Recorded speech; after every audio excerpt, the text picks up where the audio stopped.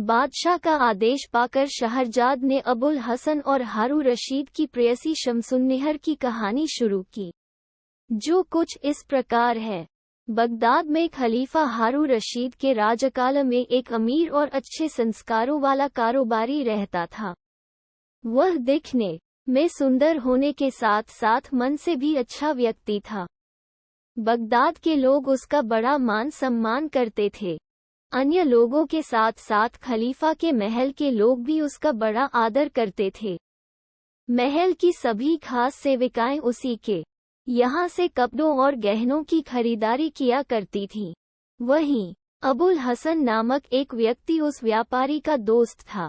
अबुल हसन बका नामक एक अमीर व्यक्ति का बेटा था। बका फरस का अंतिम राजकुल था, इसलिए उसके बेटे अबुल हसन को लोग शहजादा कहते थे। अबुल हसन दिखने में बहुत ही सुंदर युवक था। उसे गाने और कविताएं सुनाने का बड़ा अच्छा हुनर था। जब भी उसे वक्त मिलता तो वह अपने व्यापारी दोस्त के दुकान में ही गाना बजाना शुरू कर देता था और उसका गाना सुनने के लिए दुकान पर लोगों की भीड़ जमा हो जाती थी। एक दिन जब शहजादा अबुल हसन अपने व्यापारी दोस्त की दुकान पर बैठा था, उसी वक्त एक स्त्री वहां अपनी सेविकाओं के साथ आई। उसने खूबसूरत कपड़े और जेवर पहने थे और वह दिखने में भी उतनी सुंदर थी। वह उस व्यापारी के यहाँ कुछ सामान खरीदने आई थी। व्यापारी उसे देखते ही उसके पास गया और सम्मान पूर्वक उसे दुकान के अंदर लेकर आया। व्यापारी ने उस स्त्री को एक खूबसूरत कमरे में बैठने को कहा। शहजादा अबुल हसन भी उस स्त्री के लिए एक छोटी चौकी लेकर आया, जिस पर उस युवती ने अपने पांव रखे। ये सब देखकर वह स्त्री समझ गई थी कि यह जगह उसके लिए सुरक्षित है और इसलिए उस युवती ने अपने चेहरे का नकाब हटा दिया। जैसे ही उसने अपना नकाब हटाया, शहजादा अबुल हसन उसे बस देखता ही रह गया। वह बहुत ही सुंदर थी। वही वह स्त्री भी शहजादे को देखकर आकर्षित हो गई। पहली ही बार में उन दोनों को एक दूसरे से प्यार हो गया। उस स्त्री ने शहजादे अबुल को वहां बैठने के लिए कहा। अबुल हसन ने उसकी बात मान ली और वहां उसके पास बैठ गया, लेकिन वह बिना पलके झपकाए सिर्फ उसे देखता ही जा रहा था। शहजादे की ऐसी हालात देखकर वह समझ गई थी कि उसे भी उससे प्यार हो गया है। इसके बाद युवती व्यापारी के पास जाकर खरीदारी करने लगी और फिर बातों बातों में व्यापारी से उस युवक का नाम पता पूछने लगी। व्यापारी ने उस स्त्री के पूछे गए सवालों का जवाब देते हुए कहा कि इस नौजवान का नाम अबुल हसन है। ये एक अमीर व्यक्ति बका का बेटा है। इसके दादा ईरान के अंतिम बादशाह थे। इसके खानदान की कई लड़कियों की शादी खलीफा के कुल में हुई है। व्यापारी की इन बातों को सुनकर और ये जानकर कि वह युवक राजघराने से है, वह बहुत खुश हुई। उसने व्यापारी से कहा, मुझे ये अच्छे संस्कारों का युवक लगता है। आपकी मदद से मुझे इससे दोबारा मिलने की उम्मीद है। मैं अपनी एक खास सेविका को आपके पास भेजूंगी।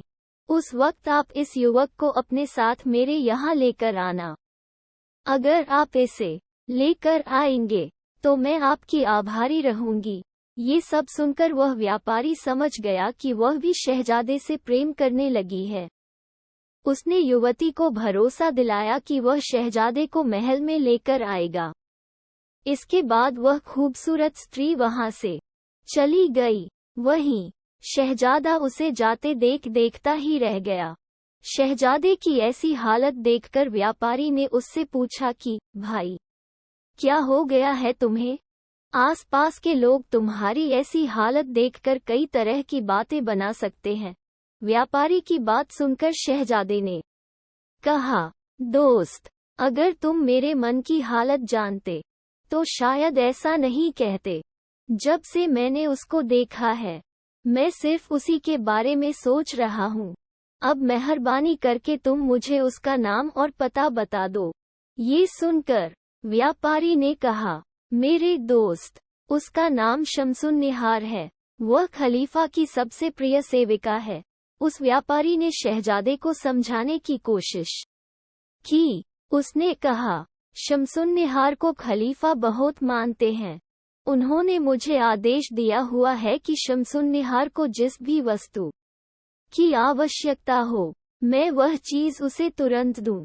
शहजादे को सावधान करते हुए व्यापारी ने बताया कि अगर खलीफा को इस बारे में पता चला तो जान का भी खतरा हो सकता है। इतना सुनने के बाद भी अबुल हसन पर कुछ असर नहीं हुआ और वह शमसुन्निहार को याद करता रहा। इन सब के बीच एक दिन व्यापारी के दुकान पर एक खास सेविका आई। उसने धीरे से उस व्यापारी से कहा कि मालकिन आपसे और शहजादे अबुल से मिलना चाहती है, इसलिए उन्होंने आप दोनों को बुलाया है। ये सुनकर वे तुरंत सेविका के साथ जाने के लिए निकल गए। शमसुन्निहार खलीफा के बड़े राजमहल के एक कोने में मौजूद एक बड़े से कमरे में रहती थी। दासी दोनों को एक गुप्त दरवाजे से महल ले गई। महल में ले जाने के बाद उसने दोनों को एक खूबसूरत जगह पर बैठने को कहा और उनका खूब आदर सत्कार किया और उन्हें कपड़ों पर लगाने के लिए सुगंधित इत्र भी दिए। इसके बाद एक खास सेविका दोनों को एक सुंदर बैठक में ले गई। वह जगह बहुत ही सुंदर और आकर्षक थी। वहीं दूसरी तरफ के खंभों के बीच में एक दरवाजा लगा था, जिसके बाद खूबसूरत बरामदा और बगीचा था। वे लोग महल की खूबसूरती का आनंद ले ही रहे थे कि कुछ सेविकाएं वहां आकर बैठ गईं और कई तरह के गाने बजाने वाले यंत्रों को तैयार करने लगी। बगीचे में दोनों को ऐसे स्थान पर बैठाया गया था जहां से वे सब कुछ देख सके। इसी बीच उन दोनों ने दूसरी ओर ऊंची चौकी देखी, जो महंगे रत्नों से जड़ी हुई थी। उसे देखकर व्यापारी ने धीरे से शहजादे को कहा, शायद ये बड़ी चौकी शमसुन्निहार के बैठने के लिए है। खलीफा के सभी सेविकाओं में सिर्फ शमसुन्निहार को ही इजाजत है कि वह अपनी मर्जी से जहां चाहे वहां जा सकती है। इतना ही नहीं, जब भी खलीफा को शमसुन्निहार से मिलना होता है तो वह खुद पहले से अपने आने की जानकारी देते हैं। व्यापारी और शहजादा आपस में बात कर ही रहे थे कि तभी एक सेविका ने वहां आकर गाना बजाना शुरू करने का आदेश दिया। शहजादा संगीत का आनंद ले ही रहा था कि तभी सेविकाओं ने शमसुन्निहार के आने का ऐलान किया। सबसे पहले शमसुन्निहार की खास सेविका आई और फिर दरवाजे पर रक्षक सेविकाएं हथियार लेकर शमसुन्निहार के स्वागत में खड़ी हो गई। कुछ ही देर में शमसुन्निहार आती है और अपनी चौकी पर बैठ जाती है। उसने सिर से पांव तक हीरे मोतियों से जड़े गहने पहने थे। बैठने के बाद उसने सेविकाओं को आदेश दिया कि वे अपनी कला का प्रदर्शन करें। शमसुन्निहार के कहने पर उन लोगों ने गीत गाना शुरू किया। उनके गीत शहजादे और शमसुन्निहार की हालत को बखूबी व्यक्त कर रहे थे। जिसके बाद शहजादे ने भी बांसुरी ले ली और बहुत देर तक उसे बजाता रहा। जब उसने बांसुरी बजाना बंद किया तो शमसुन्निहार ने वही बांसुरी ली और दिल पर असर करने वाली एक धुन निकाली। फिर शहजादे ने एक वाद्य यंत्र लिया और एक मन को लुभाने वाला संगीत बजाने लगा। अब माहौल कुछ ऐसा हो गया कि शहजादा और शमसुन्निहार एक दूसरे से अलग नहीं रह पा रहे थे। थोड़ी देर बाद दोनों ने एक दूसरे को गले लगा लिया, लेकिन खुशी से अचानक दोनों बेहोश हो गए। वहां मौजूद सेविकाओं ने दौड़कर दोनों को संभाला और उन्हें होश में लाया। होश में आते ही शमसुन्निहार ने व्यापारी के बारे में पूछा कि वह कहाँ है। बेचारा वह व्यापारी अपनी जगह में बैठकर डर के मारे कांप रहा था। उसे समझ नहीं आ रहा था कि अगर इसके बारे में खलीफा को पता चला तो क्या होगा। व्यापारी ये सोच ही रहा था कि तभी शहजादा व्यापारी के पास आकर बोला कि शमसुन्निहार ने उसे याद किया है। जब वह शमसुन्निहार के पास गया तो शमसुन्निहार ने कहा कि मैं आपकी एहसानमंद हूँ कि आपने मुझे शहजादे से मिलवाया। व्यापारी ने कहा, मैं इस बात से अचंभित हूँ कि आप दोनों एक दूसरे से मिलने के बाद भी इतने बेचैन क्यों हैं। शमसुन्निहार ने व्यापारी को जवाब देते हुए कहा कि सच्चे प्यार करने वालों की यही हालत होती है। उन्हें बिछड़ने का दुख तो सताता ही है, मिलने से भी उनका मन बेचैन होता है। इतना सब कुछ होने के बाद शमसुन्निहार सेविकाओं को सबके लिए भोजन लाने को कहा। सबने तसल्ली से खाना खाया। फिर शमसुन्निहार ने शरबत का गिलास लिया और गाना गाते हुए उसे पी गई। वहीं दूसरा गिलास उसने शहजादे को दिया और शहजादे ने भी एक गीत गाते हुए शरबत पी लिया। इसी बीच एक सेविका ने शमसुन्निहार को खलीफा के सेवक मसरूर के आने की खबर दी। उसने कहा कि मसरूर खलीफा का संदेश लेकर आया है। शहजादा और व्यापारी ये बात सुनकर डर गए। शमसुन्निहार ने उन्हें भरोसा दिया और सेविका से मसरूर को बातों में उलझाए रखने को कहा ताकि वह शहजादे और व्यापारी को छुपा सके। इसके बाद शमसुन्निहार ने शहजादे और व्यापारी को ऐसी जगह छिपा दिया जहां उन्हें कोई देख न सके।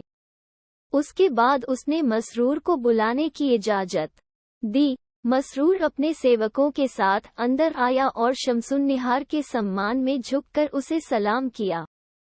मसरूर ने बताया कि खलीफा शमसुन्निहार से मिलना चाहते हैं। शमसुन्निहार खुश हुई और बोली, ये तो मेरी खुशकिस्मती है कि वे मुझसे मिलना चाहते हैं। मैं तो उनकी सेविका हूँ, वह जब मन तब आ सकते हैं। लेकिन मसरूर जी, आप उन्हें कुछ देर बाद लेकर आए क्योंकि मैं नहीं चाहती कि जल्दबाजी में खलीफा के स्वागत में कुछ कमी रह जाए। इतना कहकर शमसुन्निहार ने जैसे तैसे मसरूर और उसके सेवकों को भेज दिया और नम आंखों से शहजादे के पास आ गई। शमसुन्निहार के आंखों में आंसू देख व्यापारी घबरा गया। उसे लगा कि कहीं उनका राज सबको पता तो नहीं चल गया। शहजादा भी काफी परेशान था। इसी बीच शमसुन्निहार की एक सेविका ने कहा कि खलीफा के सेवक आने लगे हैं और अब खलीफा किसी भी वक्त वहां आ सकते हैं। शमसुन्निहार ने रोते हुए सेविका से उन दोनों को बाग के दूसरे कोने में बने घर में ले जाने को कहा। फिर मौका मिलते ही उन्हें खुफिया रास्ते से दजला नदी के किनारे ले जाकर नाव पर बैठा देने को कहा। ये कह कर उसने शहजादे को गले लगा कर विदा किया। सेविका ने दोनों को उस मकान में बंद कर दिया। वे दोनों काफी देर तक उस मकान में इधर उधर देखते रहे कि शायद उन्हें वहां से निकलने का कोई रास्ता मिले, लेकिन उन्हें कोई रास्ता नहीं मिला। अचानक उन्होंने खिड़की से देखा कि खलीफा के अंगरक्षक बगीचे में आ रहे हैं। साथ ही खलीफा का मुख्य सेवक मसरूर भी था। ये देख वो दोनों काफी डर गए। दरअसल खलीफा जब भी रात को किसी सेविका के यहाँ जाते थे तो सुरक्षा का कड़ा इंतजाम किया जाता है। शमसुन्निहार ने अपनी सेविकाओं के साथ खलीफा का स्वागत किया। वह आगे बढ़ी और उसने खलीफा के पैरों पर सिर झुकाकर सम्मान किया। खलीफा ने उसे गले लगाया और कहा, तुम मेरे पैर मत पड़ो, बल्कि मेरे पास बैठो ताकि मैं तुम्हें देख सकूं। शमसुन्निहार खलीफा के पास बैठ गई और एक गाने वाली को इशारा कर गाने को कहा। उसने एक जुदाई का गीत गाना शुरू कर दिया। खलीफा को लगा कि यह उनके न रहने से शमसुन्निहार अपने दुख को इस गीत के जरिए जता रही है, लेकिन सच तो ये था कि वह गाना शमसुन्निहार और शहजादे के बिछड़ने के दुख की कहानी बयां कर रहा था। गाना सुनकर शमसुन्निहार को चक्कर आ गया और वह नीचे गिर पड़ी। सेविकाओं ने दौड़कर उसे संभाला। वहीं शहजादा भी उधर गीत सुनकर दुखी होकर बेहोश हो गया, लेकिन व्यापारी ने उसे संभाल लिया। थोड़ी ही देर में वह सेविका व्यापारी के पास आकर शमसुन्निहार का हाल बताई और उन्हें वहां से चले जाने को कहा। ये सुनकर व्यापारी ने कहा कि तुम देख नहीं रही हो कि शहजादा बेहोश है, ऐसी हालत में हम बाहर कैसे जाएंगे। ये देख सेविका ने जल्दी से पानी और बेहोशी में सुलगाने वाली दवा दी, जिससे शहजादे को होश आ गया। इसके बाद सेविक उन दोनों को खुफिया रास्ते से बाहर उस दजला नदी के पास ले गई। वहां पहुंचकर सेविका ने धीरे से एक व्यक्ति को आवाज लगाई, जो नाव लेकर वहां आ गया। सेविका ने दोनों को नाव पर बिठाकर विदा किया। शहजादे की हालत अब भी खराब थी। व्यापारी उसे खुद को संभालने को कहता समझाता। वह कहता, हम लोगों को बहुत दूर जाना है। अगर इस बीच हमें किसी सिपाही ने देख लिया तो वे हमें चोर समझेंगे और हमारी जान मुसीबत में पड़ सकती है। बहुत डरते हुए और खुदा का नाम लेते हुए दोनों एक सुरक्षित जगह पर पहुंचे। लेकिन शहजादे की मानसिक हालत अब भी ठीक नहीं थी और उसमें चलने की भी हिम्मत नहीं थी। शहजादे की ऐसी स्थिति देखकर व्यापारी चिंता में पड़ गया। इसी बीच अचानक उसे याद आया कि यहाँ पास में ही उसका एक दोस्त रहता है। वह शहजादे को अपने उस दोस्त के यहाँ ले गया। उसके दोस्त ने उन्हें बैठने के लिए कहा और पूछा कि वे ऐसी हालत में कहाँ से आए रहे हैं। व्यापारी ने असली वजह को छिपाते हुए कहा, एक आदमी के पास मेरे कुछ रुपए उधार थे। मुझे जब पता चला कि वह नगर छोड़कर भाग रहा है तो मैं उसका पीछा करते हुए यहाँ तक आ गया। मेरे साथ यह जो आदमी है, उस भगोड़े व्यक्ति के बारे में जानता है। इसी ने उसका पीछा करने में मेरी मदद की। लेकिन अचानक बीच रास्ते में ये बीमार हो गया और वह भगोड़ा भागने में कामयाब हो गया। व्यापारी के मित्र ने दोनों को रात भर रहने के लिए स्थान दिया और शहजादे की देखभाल के लिए वैद्य बुलाने की सोचा। हालांकि व्यापारी ने कहा कि तुम परेशान मत हो, ये रात भर आराम से सोएगा तो सुबह घर जा सकेगा। ये सुनकर दोस्त ने दोनों को सोने को कहकर वहां से चला गया। वहीं शहजादे की हालत ठीक न होने के कारण उसे जल्दी ही नींद आ गई। लेकिन थोड़ी ही देर में उसने सपना देखा कि शमसुन्निहार बेहोश होकर खलीफा के पैरों पर गिर गई है। वह अचानक जागकर रोने लगा। जैसे तैसे रात बीती और सुबह होते ही व्यापारी ने दोस्त से विदा लिया और शहजादे को अपने साथ अपने घर ले आया। अपने लिए घर वालों की चिंता देख उसने बहाना बना दिया कि काम के सिलसिले में उसे अचानक बाहर जाना पड़ गया था। शहजादा कुछ दिनों तक व्यापारी के घर पर ही रहा। फिर कुछ दिनों बाद शहजादे के रिश्तेदार आए और उसे घर ले गए। विदा होते समय शहजादे ने व्यापारी से कहा कि तुम मुझे शमसुन्निहार की खबर देते रहना क्योंकि मुझे उसकी फिक्र हो रही है। व्यापारी ने शहजादे को दिलासा दिया कि वह ठीक होगी और एक न एक दिन उसकी खास सेविका जरूर कोई समाचार लेकर आएगी। ये सब होने के कुछ दिनों बाद व्यापारी शहजादे से मिलने उसके घर गया तो देखा कि वह बहुत बीमार था और उसके कई रिश्तेदार और वैद्य वहां उसके पास बैठे थे। उन्होंने व्यापारी को कहा कि हकीम ने बहुत प्रयास किया, लेकिन उस पर किसी भी दवा का असर नहीं हुआ। तभी शहजादे ने आंखें खोली और उसने जब अपने सामने व्यापारी को देखा तो उसके चेहरे पर मुस्कान आ गई। उसे उम्मीद थी कि व्यापारी शमसुन्निहार की कोई खबर लेकर आया होगा। शहजादे ने वहां बैठे सभी लोगों से जाने को कहा। उनके जाते ही शहजादे ने व्यापारी से कहा, दोस्त, देखो शमसुन्निहार के प्यार में मेरी क्या हालत हो गई है। मेरे सारे रिश्तेदार और दोस्त मेरी हालत देखकर परेशान हैं। उन्हें मेरी हालात की असली वजह नहीं पता है। मैं उन्हें असली कारण बता भी नहीं सकता हूँ, लेकिन तुम्हें देखकर मुझे बड़ी हिम्मत मिली है। क्या तुम्हारे पास शमसुन्निहार की कोई खबर है? व्यापारी ने उसे बताया कि शमसुन्निहार की सेविका अभी तक नहीं आई है। ये सुनकर शहजादा रोने लगा।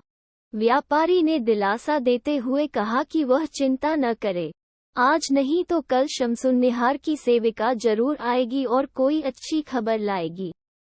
इतना कहकर व्यापारी अपने घर आ गया और घर आने पर उसने देखा कि शमसुन्निहार की सेविका उसका इंतजार कर रही है। उसने व्यापारी से शहजादे के बारे में पूछा। व्यापारी ने सारी बातें और शहजादे की हालत उसे बता दी। सेविका ने बताया कि शमसुन्निहार की भी कुछ ऐसी ही हालत है। उसने कहा कि जब वह उनको छोड़कर महल वापस लौटी तो देखी शमसुन्निहार बेहोश थी। खलीफा भी सोच में पड़ गए कि वह क्यों बेहोश हो गई। उन्होंने सभी सेविकाओं से कारण जानना चाहा, तो सभी ने उनसे असली वजह छुपा ली। वहीं जब शमसुन्निहार के होश में आने के बाद खलीफा ने उनसे कारण पूछा, तो स्वामिनी ने झूठ बोलते हुए कहा कि वह खलीफा के आने की खुशी में बेहोश हो गई थी। ये सुनकर खलीफा को तसल्ली हुई और उसने शमसुन्निहार को आराम करने की सलाह दी और वहां से चले गए। सेविका ने आगे कहा कि उसके बाद स्वामिनी ने मुझे पास बुलाकर तुम लोगों का हाल पूछा। मैंने उन्हें आपके जाने की खबर तो दी, लेकिन शहजादे के बेहोश होने की बात नहीं बताई। रात भर मैं उन्हीं के साथ थी। वह रात भर शहजादे का नाम ले लेकर रोती रही।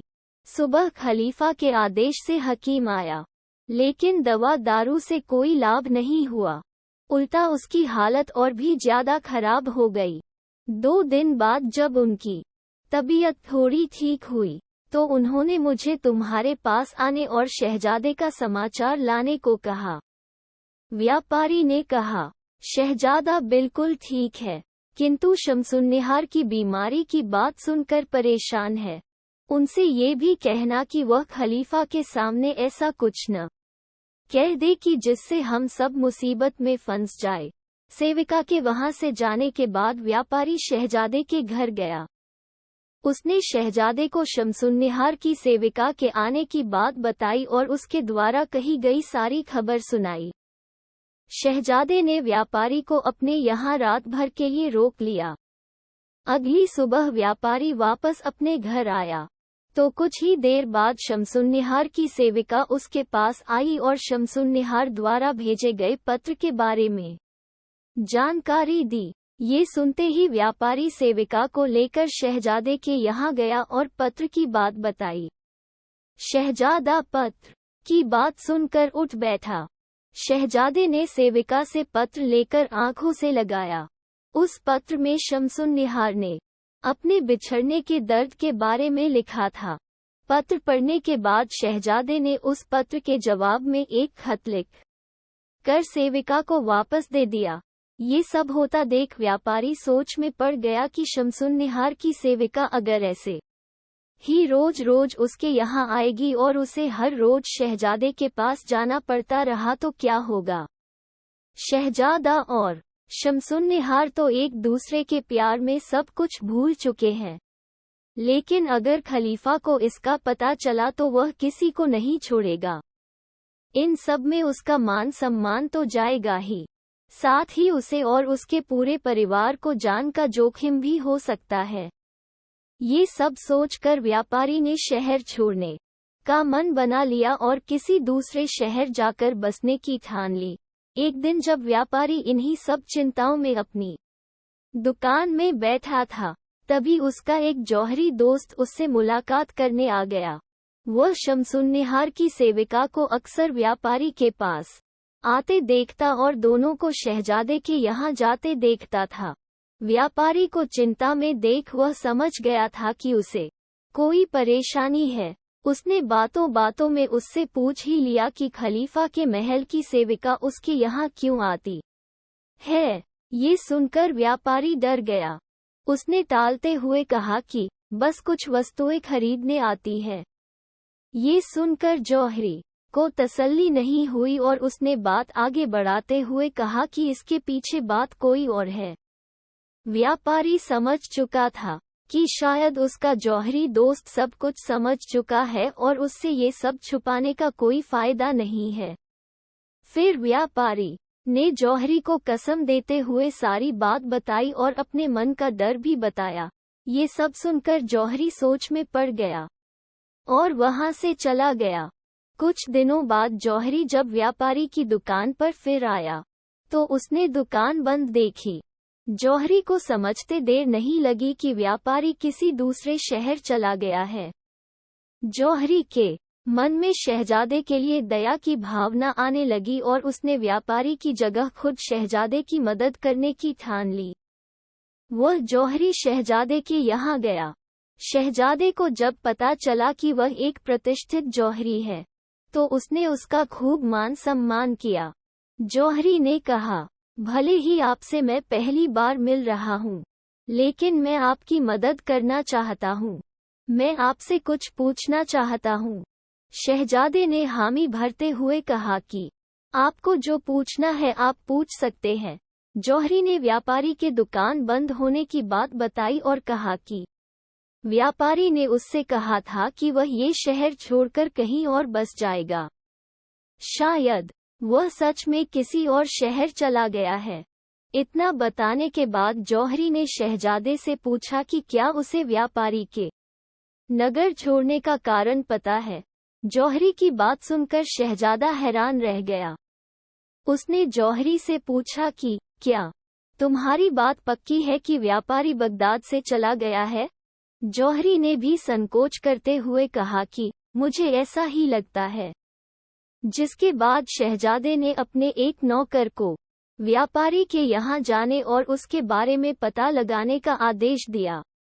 कुछ देर बाद जब नौकर वापस आया तो उसने कहा कि व्यापारी के रिश्तेदारों ने बताया है कि कुछ दिन पहले ही व्यापारी बसरा चला गया है और अब वह वहीं रहेगा। उसके बाद नौकर ने धीरे से कहा कि किसी अमीर स्त्री की सेविका शहजादे से मिलने आई है। शहजादे को समझते देर नहीं लगी कि वह स्त्री कोई और नहीं बल्कि शमसुन्निहार की सेविका ही है। उसने उसे बुलाने को कहा और इसी बीच उसके आने से पहले जौहरी उठकर दूसरे कमरे में चला गया। सेविका ने वहां आकर शहजादे से कुछ बात की और वहां से चली गई। अब जौहरी एक बार फिर आकर शहजादे के पास बैठा और कहा, लगता है खलीफा के महल से आपका कोई गहरा रिश्ता है। शहजादा ये सुनकर चिढ़ गया और कहा, क्या तुम्हें पता है कि यह जो स्त्री आई थी कौन थी? जौहरी ने कहा, मैं इसे और इसकी मालकिन दोनों को अच्छे से जानता हूँ। ये शमसुन्निहार की सेविका है और शमसुन्निहार खलीफा की प्रिय है। ये हमेशा मेरी दुकान पर जेवर खरीदने आती है। इसे मैंने कई बार उस व्यापारी के पास भी आते जाते देखा था। शहजादा ये सुनकर डर गया और बोला कि मुझे सच सच बताओ कि क्या तुम इस सेविका के यहाँ आने का कारण जानते हो? जौहरी ने व्यापारी से हुई सारी बातें बता दी और कहा, व्यापारी के जाने के बाद मुझे आपकी हालत पर बहुत दया आ गई और इसलिए मैं यहाँ आपकी मदद करने आ गया। आप मुझ पर भरोसा कर सकते हैं। शहजादे को उसकी बातों पर भरोसा हुआ और उसने अपनी दिल की बात जौहरी को बताई। साथ ही शहजादे ने कहा कि शमसुन्निहार की सेविका ने उसे यहाँ बैठे देख लिया था। उसे लगता है कि तुम ही ने व्यापारी को शहर छोड़ने की सलाह दी है। अब मुझे लगता है कि सेविका ने ये बात शमसुन्निहार को भी बता दी होगी। ये सब सुनने के बाद जौहरी ने कहा, मैंने व्यापारी को शहर से जाने की सलाह नहीं दी। हाँ, उसका मान सम्मान बचाने के लिए मैंने उसे बसरा जाने से रोका भी नहीं। शहजादे ने बोला, मैं तुम पर विश्वास तो कर सकता हूँ, लेकिन शमसुन्निहार की सेविका को तुम पर भरोसा नहीं है। काफी देर बात करने के बाद जौहरी ने शहजादे से विदा लिया। वहीं शहजादे ने सेविका को विदा करते हुए कहा था कि अगली बार वह शमसुन्निहार से पत्र लिखवा कर लाए। सेविका ने शमसुन्निहार को सारी बातें बताईं। शमसुन्निहार ने अपने मन का हाल एक लंबे पत्र के जरिए शहजादे को लिखा और उस पत्र में व्यापारी के जाने का दुख भी व्यक्त किया।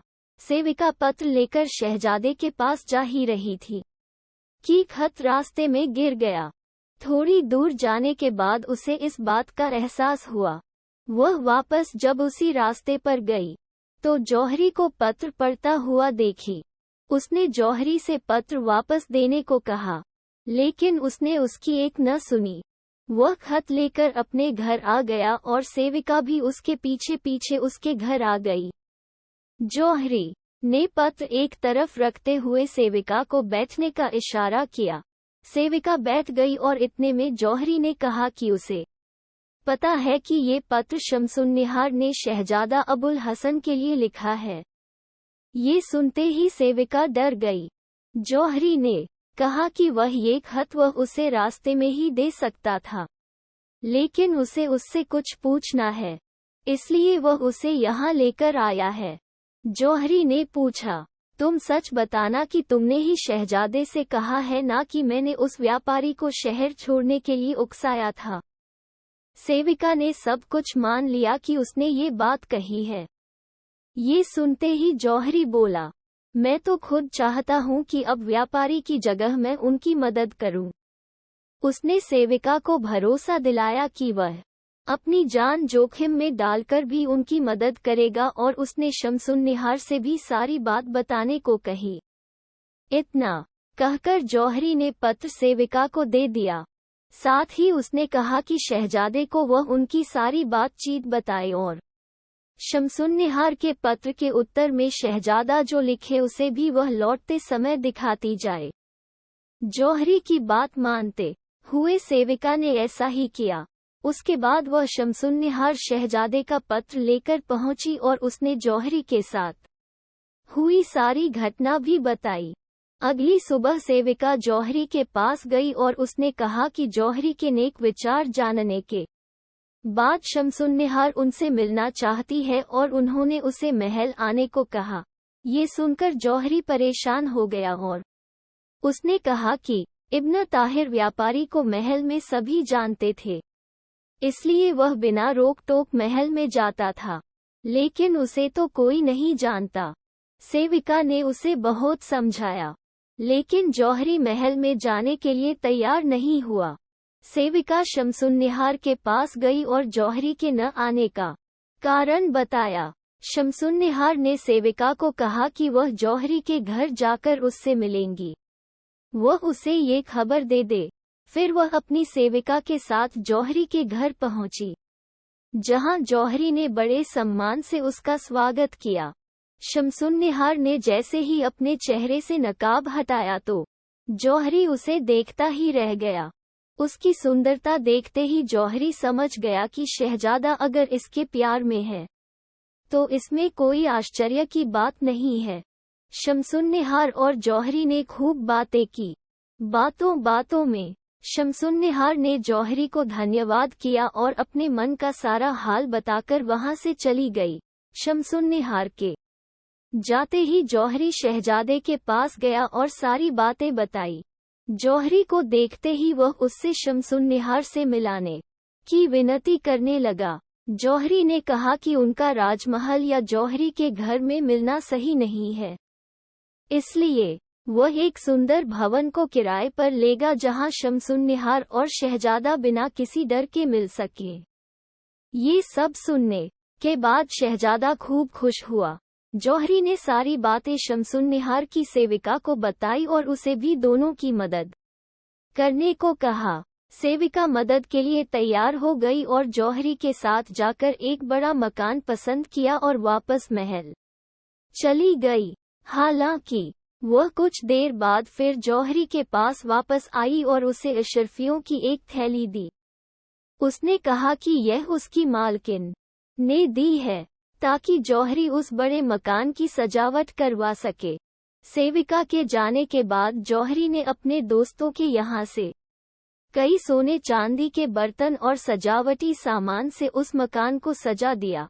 सारा इंतजाम करने के बाद जौहरी शहजादे को लेने गया और शहजादा भी तैयार होकर जौहरी के साथ चल पड़ा। जौहरी उसे सुनसान रास्तों से होकर बड़े मकान में ले आया। शहजादा वह बड़ा मकान और उसकी सजावट देखकर काफी खुश हुआ। वहीं दिन ढलते ही शमसुन्निहार अपनी खास सेविका और अन्य दासियों को लेकर वहां आ गई। शहजादा और शमसुन्निहार ने जैसे ही एक दूसरे को देखा तो उनकी खुशी का ठिकाना नहीं रहा। दोनों के आंखों में खुशी के आंसू आ गए और वो दोनों बस एक दूसरे को देखते ही रह गए। जौहरी ने उन दोनों को धैर्य से काम लेने को कहा। उसके बाद उन लोगों ने खाना खाया और सब लोग बैठक में आ गए। इतने में शमसुन्निहार ने पूछा कि यहाँ बांसुरी तो नहीं मिलेगी। जौहरी ने पहले से ही सारा इंतजाम कर रखा था। उसने एक बांसुरी लाकर उन्हें दी। शमसुन्निहार ने बांसुरी पर एक खूबसूरत धुन बजाई, जिससे उनके प्यार और बिछड़ने का सारा दर्द झलक रहा था। उसके बाद शहजादे ने भी उसके जवाब में उसी बांसुरी पर मधुर संगीत बजाया। इसी बीच मकान के बाहर से आवाज आने लगी।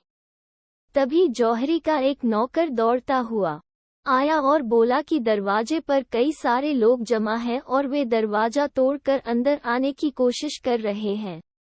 आगे उसने कहा कि जब उसने उनसे पूछा कि वो लोग कौन हैं और क्या चाहते हैं, तो उन लोगों ने उसे पीटना शुरू कर दिया और वह जैसे तैसे दरवाजा बंद करके अंदर आ गया। ये सब सुनने के बाद जौहरी खुद बाहर दरवाजे के पास गया। उसने जैसे ही दरवाजा खोला तो देखा कि करीब 100 लोग हाथों में तलवार लिए खड़े हैं। जौहरी को लगा कि ये खलीफा के सैनिक होंगे। मौका पाते ही जौहरी पड़ोसी के घर की दीवार कूदकर उसके घर में घुस गया। वह पड़ोसी जौहरी को पहले से जानता था। उसने उसे अपने घर में छिपने की जगह दे दी। आधी रात को जब सारा शोर खत्म हुआ तो जौहरी पड़ोसी के घर से बाहर निकला और किराए के उस मकान में वापस गया। वहां जाने पर उसने देखा कि वहां पर कोई भी नहीं था और न ही कोई सामान था। तभी उसे मकान के एक कोने में छिपा हुआ एक आदमी दिखा। जौहरी ने पूछा, कौन हो? वह आदमी जौहरी की आवाज पहचान गया और बाहर आया। वह जौहरी का ही एक नौकर था। जौहरी ने नौकर से पूछा कि क्या वे हथियारबंद लोग सिपाही थे? तब नौकर ने बताया कि वे लोग डाकू थे और सब कुछ लूट कर ले गए। जौहरी को भी भरोसा हो गया कि वे लोग डाकू ही थे, क्योंकि वे घर का सारा सामान लूट ले गए थे। उसके बाद जौहरी सिर पिटने लगा और रोने लगा कि जिन दोस्तों से उसने सारा सामान लिया था, उन्हें वह क्या जवाब देगा। साथ ही उसे शहजादे और शमसुन्निहार की भी चिंता सताने लगी। सुबह होने पर सारे शहर में चोरी की खबर आग की तरह फैल गई। जौहरी के दोस्त भी उसके घर पर उसे सहानुभूति देने के लिए आए। उन्हें पता था कि जौहरी ने वह मकान किराए पर लिया था। जौहरी के दोस्तों ने उसे चोरी हुई चीजों के लिए चिंता न करने की बात कही, लेकिन कौन जानता था कि जौहरी को शहजादे और शमसुन्निहार की चिंता हो रही थी। उसे न कुछ खाने का मन हो रहा था और न ही कुछ करने का। अगली दोपहर जौहरी का एक सेवक आकर बोला कि उससे मिलने एक आदमी आया है। उस आदमी ने अंदर जाकर जौहरी से कहा कि वह उससे उसके किराए वाले मकान में बात करेगा। जौहरी ये सुनते ही चौंक गया कि उस अजनबी को किराए वाले घर के बारे में कैसे पता चला। वह व्यक्ति जौहरी को घुमावदार और सुनसान गलियों से ले जाने लगा। चलते चलते उसने जौहरी से ये भी कहा कि इन्हीं रास्तों से वे डकैत उसके घर गए थे। ये सब सुनकर जौहरी को बड़ी ही हैरानी होने के साथ साथ डर भी लग रहा था, क्योंकि वह अजनबी जौहरी को उसके किराए के मकान में नहीं बल्कि किसी और जगह लेकर जा रहा है। धीरे धीरे शाम होने लगी और चलते चलते जौहरी थक भी गया था। साथ ही उसकी घबराहट भी बढ़ने लगी। डर के मारे जौहरी की हिम्मत नहीं हो रही थी कि वह उस अजनबी से कुछ पूछ सके। थोड़ी ही देर में दोनों दजला नदी पर पहुंचे। दोनों ने नाव पर बैठकर नदी पार की और दोनों नदी के दूसरे वाले क्षेत्र में पहुंच गए। नदी पार करते ही एक बार फिर दोनों गलियों में चलते जा रहे थे। चलते चलते दोनों एक एक मकान के सामने पहुंचे और वहां पहुंचकर उस आदमी ने ताली बजाई। ताली की आवाज सुनकर उस घर का दरवाजा खुला और दोनों घर के अंदर गए। जौहरी जैसे ही घर के अंदर गया, तो उसने देखा वहां कई सारे लोग बैठे थे। उन लोगों ने जौहरी का स्वागत किया और आदरपूर्वक अपने पास बैठने को कहा। थोड़ी देर में उनका मालिक वहां आया। उसके बाद उन लोगों ने जौहरी से पूछा कि क्या उसने उन्हें पहले कभी देखा। जौहरी ने कहा, नहीं, मैंने पहले कभी न तुम लोगों देखा है न ही यह नदी पार की है। उसके बाद अचानक उन लोगों ने जौहरी को कहा कि पिछले रात उसके साथ जो भी हुआ वह उन्हें बताए। जौहरी हैरान हो गया कि उन्हें इन सब का कैसे पता चला। तब उन लोगों ने कहा कि उन्हें ये सारी बातें उस स्त्री और पुरुष से पता लगी है। हालांकि वे लोग जौहरी से भी सारी बात जानना चाहते थे। ये सब सुनते ही जौहरी को समझते देर न लगी कि ये लोग वही डाकू तो नहीं है। ये सब सुनकर जौहरी ने कहा कि दोस्तों, मेरे साथ जो हुआ वह हुआ, लेकिन मुझे उस व्यक्ति और स्त्री की चिंता सता रही है। अगर तुम सबको उनके बारे में कुछ पता हो तो मुझे बताना। इतने में उन्होंने कहा कि जौहरी उनकी चिंता छोड़ दे क्योंकि वो दोनों सुरक्षित हैं। साथ ही उसने कहा कि उन दोनों ने ही जौहरी का पता दिया है और उन्होंने बताया है कि जौहरी उनका मददगार है। आगे डाकुओं ने कहा कि हम लोग किसी पर दया नहीं करते हैं, फिर भी हमने उन दोनों का पूरा ख्याल रखा है और तुम्हें भी कोई परेशानी नहीं होने देंगे। जौहरी ने डाकुओं का आभार प्रकट किया। इसके साथ ही जौहरी ने शहजादे और शमसुन्निहार की पूरी प्रेम कहानी बताई। यह सब जानकर वे लोग हैरान हो गए और कहा, क्या ये व्यक्ति फारस के राजा बका का बेटा अबुल हसन है और वह स्त्री खलीफा की प्रिय शमसुन्निहार है? जौहरी ने उनके सवालों का जवाब हाँ में दिया। ये सब जानने के बाद डाकुओं ने अबुल हसन और शमसुन्निहार के पास जाकर माफी मांगी। उसके बाद उन डाकुओं ने चोरी का कुछ सामान देकर उन तीनों को सुरक्षित नदी के उस पार पहुंचाने का वादा किया और साथ ही उनका राज छुपाने के लिए वादा लिया। उन तीनों ने कसम खाई कि वे लोग डाकुओं के बारे में किसी को नहीं बताएंगे। इसके बाद एक डाकू ने उन तीनों को नदी के पार छोड़ दिया। हालांकि तट पर आते ही सिपाहियों ने उन्हें देख लिया। वहीं डाकू उन्हें देखते ही अपनी नाव लेकर भाग गया, लेकिन उन तीनों को सिपाहियों ने पकड़ लिया और पूछताछ करने लगे। जौहरी ने झूठ बोलते हुए कहा कि डाकुओं ने उसके घर पर डाका डाला था और साथ में उन दोनों को भी पकड़कर नदी के उस पार ले गए थे। न जाने डाकुओं ने क्या सोचा कि उन्होंने उन सबको नदी के इस पार पहुंचा दिया और लूटे हुए कुछ सामान भी वापस कर दिए हैं। गश्त लगा रहे सिपाही के मुखिया ने उसकी बात का विश्वास कर लिया। उसने फिर शहजादे और शमसुन्निहार से पूछा कि वे लोग कौन हैं। इस पर शहजादे ने कुछ नहीं कहा, लेकिन शमसुन्निहार ने सिपाहियों के दल के मुखिया को अलग ले जाकर कुछ बात की। उसके बाद उस मुखिया ने तुरंत घोड़े से उतरकर शमसुन्निहार को सलाम किया और आदेश देकर नाव मंगवाया।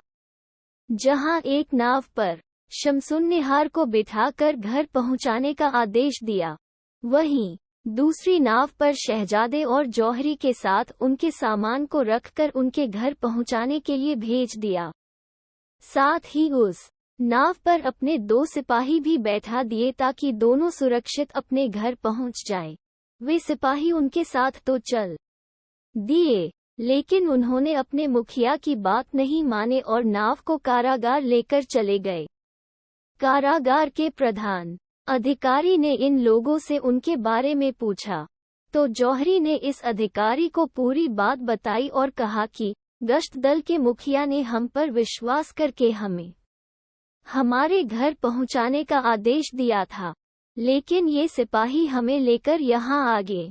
ये सुनकर कारागार के अधिकारी ने दोनों सिपाहियों को खूब डांटा और अन्य 2 सिपाहियों को आदेश दिया कि दोनों को उनके सामान के साथ शहजादे के घर पहुंचा दे।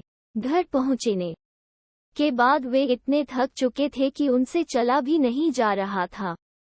थोड़ी देर बाद शहजादे ने अपने नौकरों को आज्ञा दी कि जौहरी को उसके घर पर पहुंचा दिया जाए।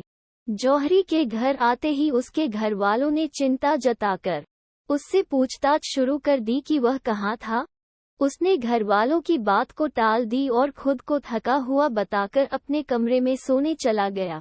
कुछ दिन बाद जौहरी अपना मन बहलाने के लिए अपने एक मित्र के घर जाने का विचार किया। दोस्त के घर जाते वक्त उसे फिर से वही सेविका मिली। जौहरी काफी डरा हुआ था। उसने सेविका को अपने पीछे आने का इशारा किया। उसके बाद वे एक सुनसान मस्जिद पर पहुंचे और सेविका ने जौहरी से पूछा कि वह डाकुओं से कैसे बचा। जौहरी ने पहले उसका हाल पूछा। सेविका ने कहा कि जब डाकू उनके घर पर आए तो उनको लगा वे खलीफा के सिपाही हैं। अपनी जान बचाने के लिए वे लोग मकान की छत पर चढ़ गईं और एक भले व्यक्ति के घर में आ गईं। उसने दया करके रात भर उन्हें अपने यहाँ रहने दिया। सुबह होते ही वे तीनों अपने घर चल गए। महल में जाकर उन्होंने झूठ बोल दिया कि स्वामिनी अपनी एक सहेली के घर रुक गई। सेविका ने आगे कहा, कल आधी रात को घर के पीछे के घाट पर कुछ हलचल सुनी। जाकर देखा तो स्वामिनी नाव से आई थी और उनके साथ 2 लोग भी थे।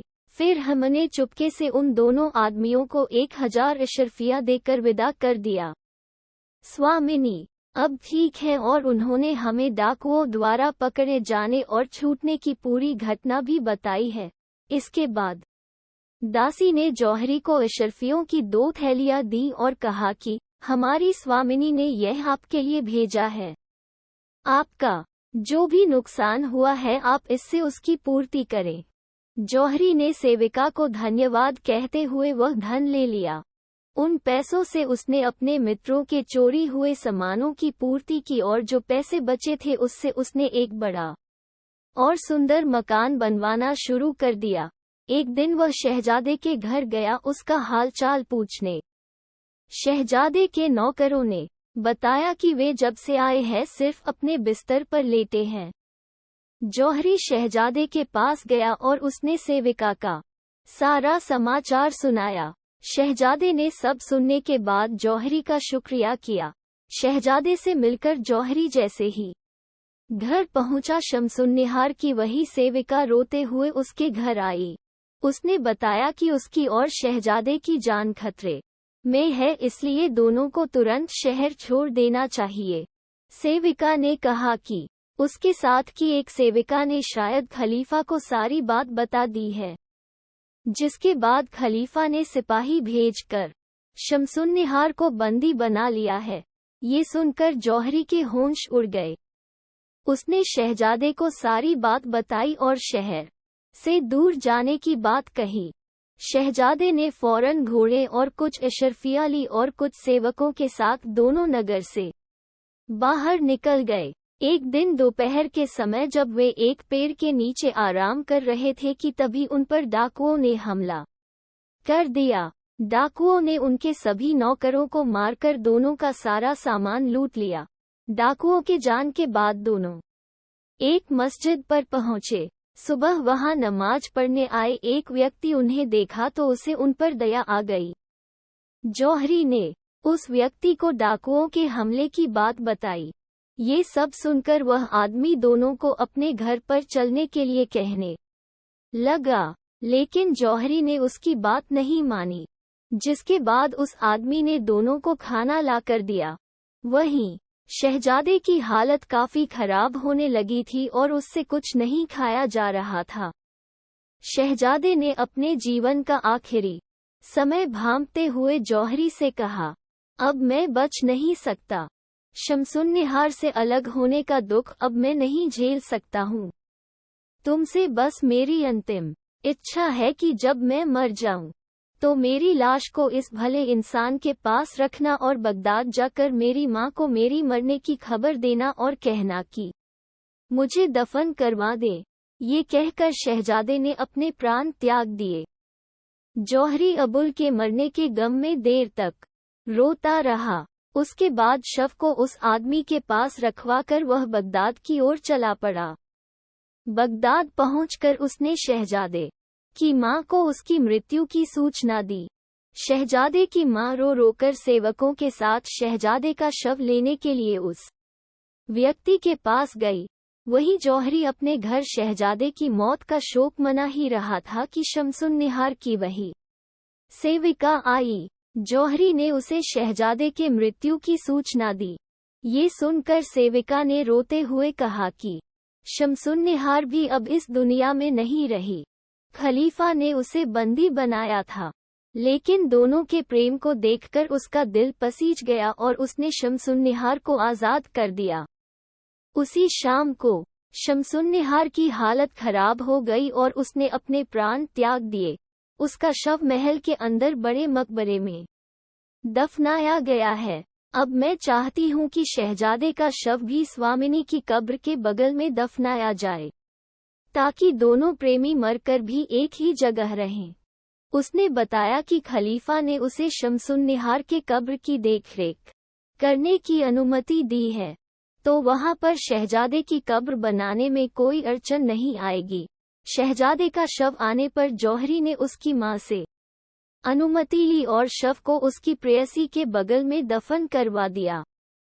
उसके बाद से लोग दूर दूर के देशों से आकर उनकी कब्रों पर मन्नत मांगते हैं। शहरजाद ने इतना कहकर अपनी कहानी पूरी की। इतने में उसकी बहन दुनियाजाद ने कहा कि ये बहुत खूबसूरत कहानी थी। उसने उससे पूछा कि क्या तुम्हें और भी कोई कहानी आती है? शहरजाद ने कहा कि अगर उसे प्राणदंड न मिले तो वह अगले दिन शहजादा कमरुजमा की कहानी सुनाएगी। उस कहानी को सुनने की इच्छा से महाराज ने उस दिन भी शहरजाद को प्राणदंड नहीं दिया। जिसके बाद अगली सुबह शहरजाद ने नई कहानी शुरू की। शहरजाद की अगली कहानी में क्या खास था, जानने के लिए अगला भाग जरूर पढ़ें।